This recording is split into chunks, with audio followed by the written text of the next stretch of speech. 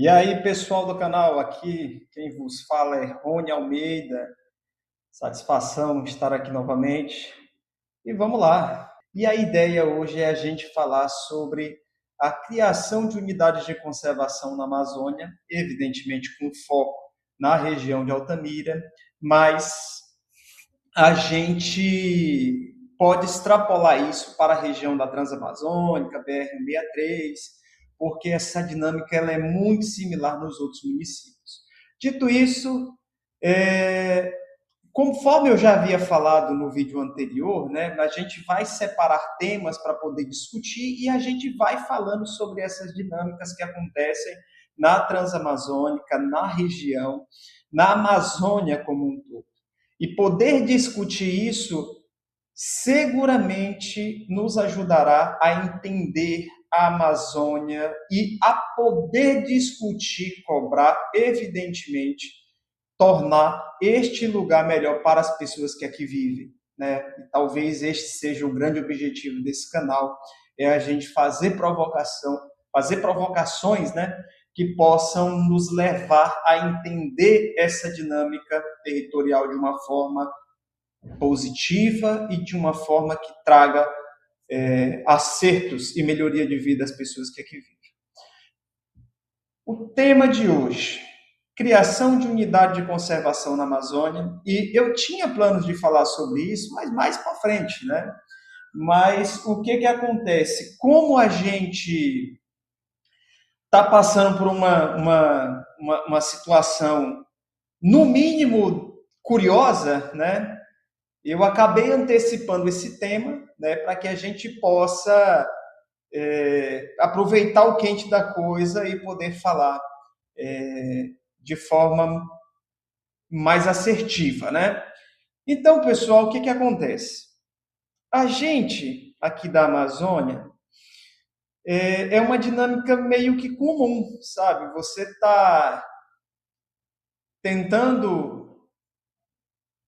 conseguir a regularização fundiária em um determinado espaço, ou às vezes você já conseguiu a sua regularização fundiária, e aí esse olhar é o olhar do produtor rural, é o olhar, né, de quem vive nessas regiões. E do nada, ou aparentemente do nada, começa a se ouvir uma especulação sobre a criação de uma determinada unidade de conservação, e de fato ela é criada, e você que estava ali tentando sobreviver naquele pedaço de chão, acaba se tornando um ocupante irregular, e à medida com que o tempo vai passando, você vai sofrendo abusos de diversas formas do Estado. Então, um desses exemplos, né, que eu gostaria de trazer aqui já na sequência para vocês, é uma área conhecida como Itunitatá. Essa foi uma área que foi bastante discutida a situação dela, né? E houve muita notícia por conta das ações do IBAMA e dos órgãos de repressão, né?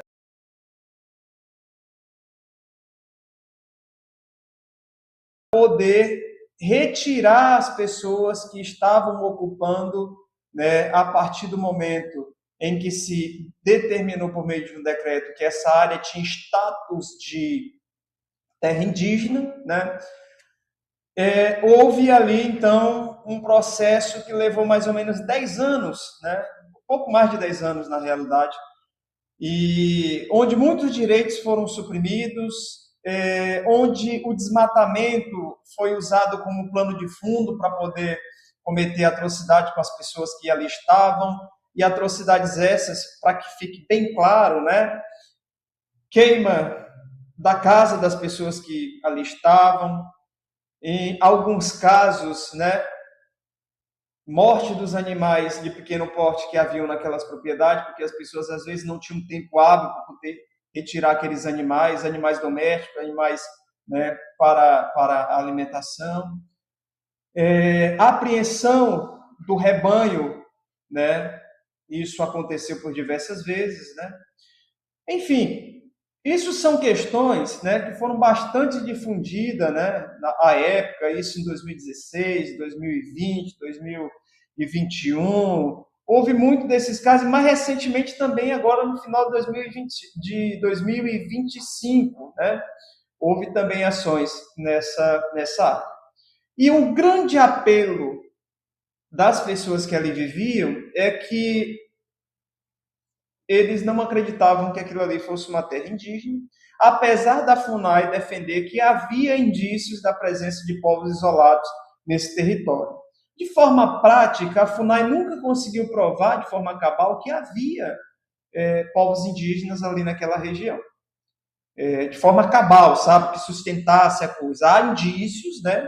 E aí, se a gente tratar dessa região como um todo, né? Eu vou colocar aqui, e vocês observem aqui no mapa, né?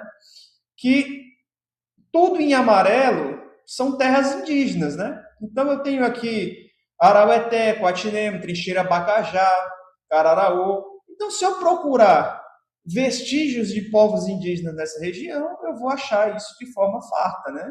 Porque, evidentemente, esse território ele foi ocupado por essas populações tradicionais. Então, e essa tensão, essa briga né, social, ela se estendeu e isso foi muito sofrido do ponto de vista social, da dinâmica local, né? Os prefeitos, os deputados, todo mundo envolvido, né? De certa forma apoiando essas pessoas que ali estavam, e essa briga, esse embate, ele perdurou por algum tempo e pasmem. Agora, no início desse ano, né? Apesar da gente ainda estar no meio do ano ainda, mas lá pelo mês 3, 4, o presidente do Instituto de Terra do Pará veio a público, né, manifestar sobre a situação e falou que a FUNAI já não tinha mais interesse sobre a área. E eu estou fazendo essa história que eu sei que é longo, mas é importante para você entender e eu vou fechar depois essa história. Então, de forma prática, o que acontece? Essa área que em tese não estaria mais para a terra indígena, apesar de haver algumas ponderações a respeito, e eu vou falar mais à frente, ela volta à regularização fundial, a regularização fundiária, porque ela é uma gleba do estado do Pará. Tá? Essa parte da gleba, ela já está em regularização fundiária e há expedição de títulos aqui, né? Então, essa parte aqui ela estava comprometida por conta das questões que a gente já discutiu e, tecnicamente falando, ela iria para a regularização fundiária plena, atendimento das pessoas que ali estavam, né, dentro do processo de regularização fundiária do Estado. E quando comparamos o processo de regularização do Estado, de regularização fundiária, ele é um pouco mais flexível do que o processo de regularização fundiária da federal, por conta da questão do embargo, né? O Estado ele trata isso de uma forma diferente, que facilita, né, com que o produtor tenha acesso pleno ao imóvel e na prática, isso seria uma vitória social, né? Isso seria literalmente uma vitória social que atingiria diretamente o município de Altamira e também atingiria o município de Senador José Bonfim. E para a surpresa geral da nação, e aqui eu faço uma ressalva, tá, meus amigos, porque assim, a ideia do canal é a gente poder tocar nesses assuntos e, evidentemente, por se tratar somente de assunto polêmico, uma hora ou outra a gente vai acabar falando uma coisa ou outra que possa atingir. Então, vou tomar muito cuidado na forma com que eu vou colocar, porque eu vejo que isso daqui possivelmente é uma briga de cachorro grande e a gente não sabe quais são os aspectos políticos. Eu quero que a gente preste atenção somente no que aconteceu, né? Vou tentar não nominar as pessoas aqui, mas, assim, tem um advogado representante do agro no estado do Pará. Ele está localizado mais ali para o sudeste do estado. E ele é um cara muito bom, um posicionamento muito bacana. Mas quando eu vi o vídeo dele tratando sobre a criação, e aqui sim a gente vem para o foco do assunto, que é a criação de uma unidade de conservação no lugar da área que estava pretensa a se tornar uma terra indígena, né? Então, houve uma propositura de um projeto de lei, né, por um deputado estadual, que foi aprovado por unanimidade na Assembleia Legislativa do Estado do Pará, esses dias para trás aí. E quando eu vi o advogado fazer a ponderação a respeito da criação de uma unidade de uso sustentável, e ele, com toda a delicadeza do mundo, tratou o assunto como algo que possivelmente seria bom, aquilo me despertou, para além da indignação que a gente já estava, aquilo me acendeu um alerta muito forte, porque você vê que a coisa é muito, muito pesada. Mas vamos lá.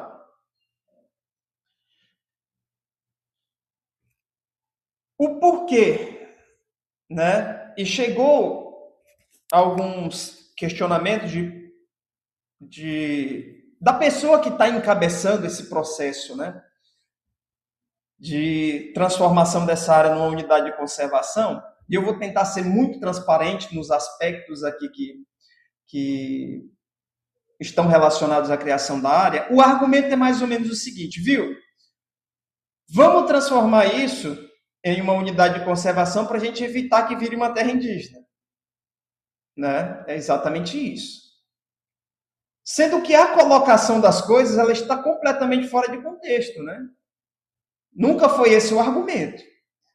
Esse argumento foi um argumento que criaram, eu não sei quando, mas criaram de forma recente. O argumento aqui sempre foi a discussão sobre a necessidade de transformar esse território em uma área para regularização fundiária, para atendimento das pessoas que ali estavam. E dizer também que aquilo dali não era uma terra indígena. Esse sempre foi o argumento. E aí, do nada, a gente teve uma virada de chave onde alguém fala assim, não, a FUNAI não tem mais interesse como terra indígena, então agora a gente vai transformar numa unidade de conservação para evitar que não volte a ser terra indígena novamente. Estranho, né? Curioso o fato. Curioso. Mas, de toda forma, o projeto foi apresentado por um deputado aparentemente que representa a bancada ruralista, né? O que chama mais atenção ainda, porque não é uma pauta prioritária da bancada ruralista e aprovado por unanimidade. E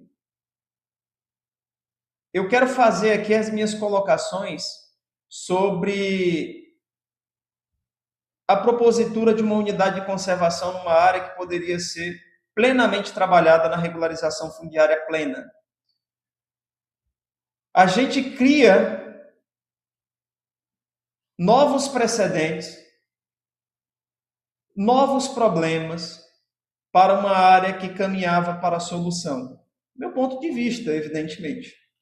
E aí algumas pessoas podem falar assim, Rony, você tem que entender que é uma unidade de uso sustentável, que é possível, né, que haja a convivência com os produtores rurais e que possa ser desenvolvidas atividades, né, agrícolas, pecuárias na área. Realmente, pode. Desde que obedeçam o plano de uso da unidade de conservação. E aí é que mora o grande X da questão. De que forma com que vai ser montado esse plano de gestão e o plano de uso, né, da unidade de uso sustentável? A quais interesses ela vai obedecer, né?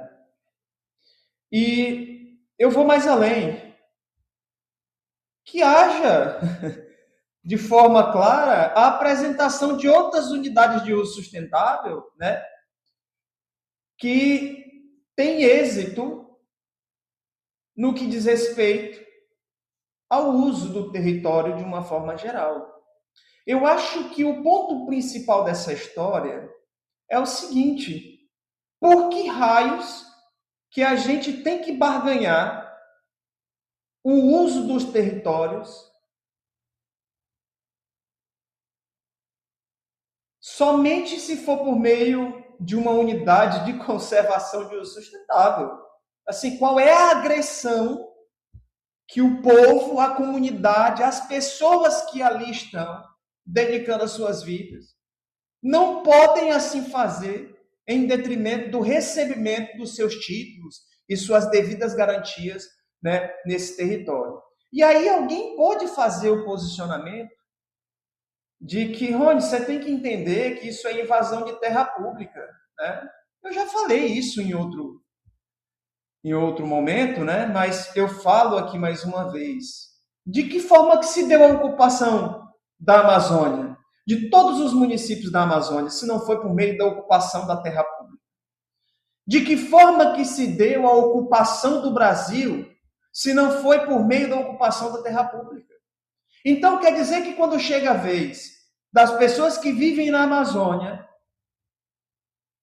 se valer do que foi feito durante 500 anos, isso é um crime tão grande que eu tenho que condicionar isso a uma unidade de uso sustentável para que a gente possa estar pagando pedágio para pessoas que...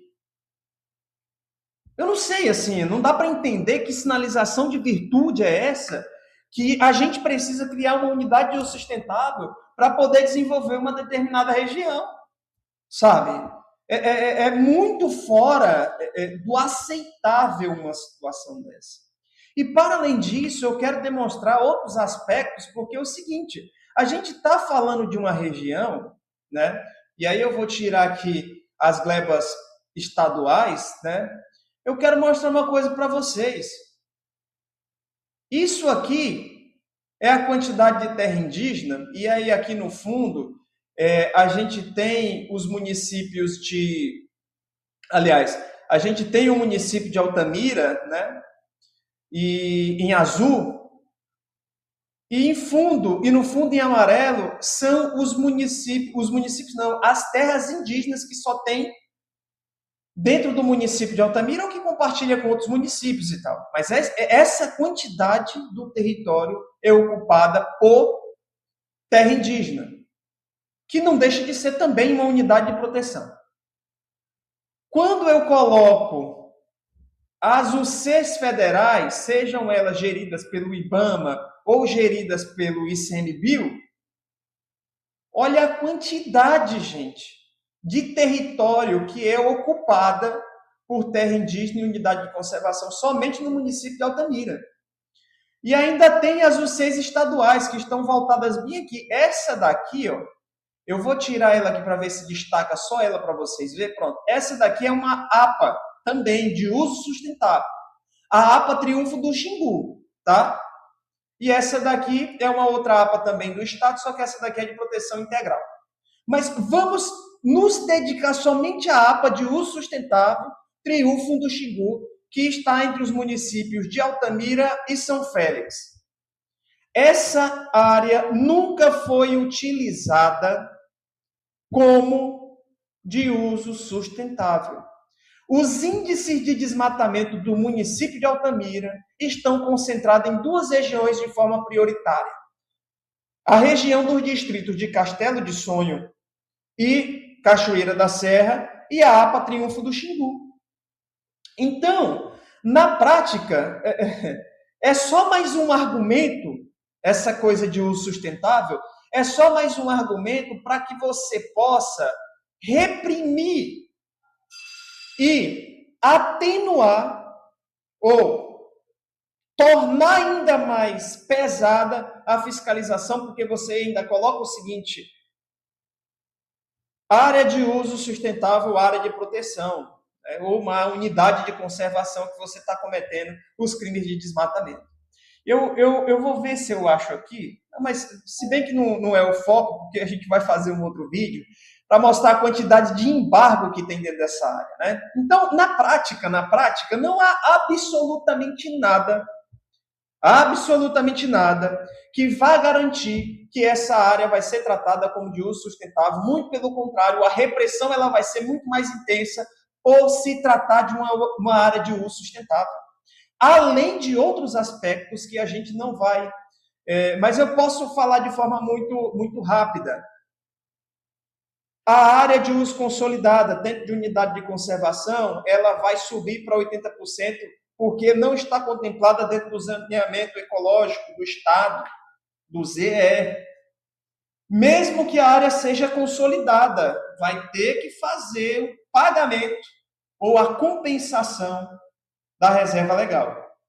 Isso daí são questões técnicas, mas que vai impactar a vida do produtor. Opa, uma outra situação importantíssima de se falar.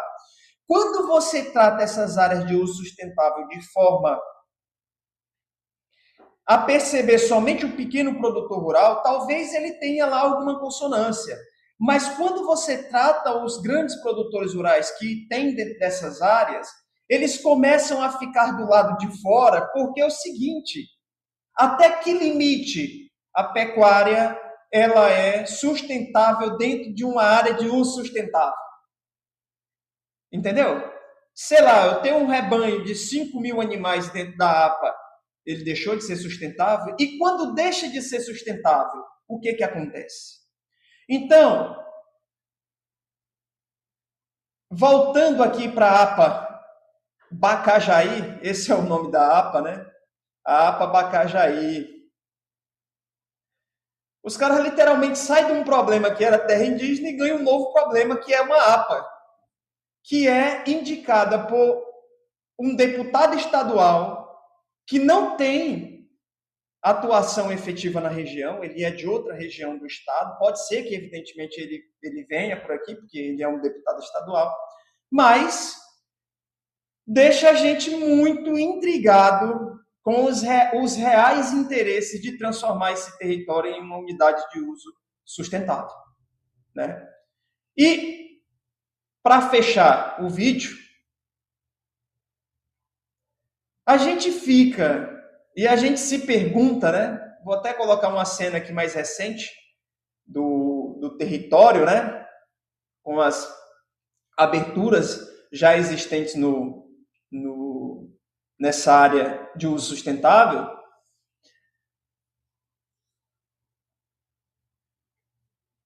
Como que a sociedade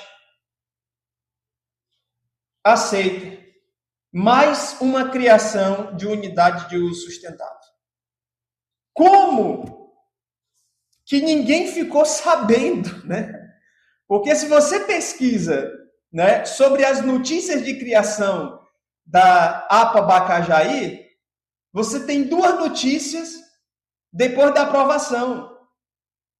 Não teve audiência pública, não teve a difusão, né, dos interesses de criação dessa unidade de uso sustentável.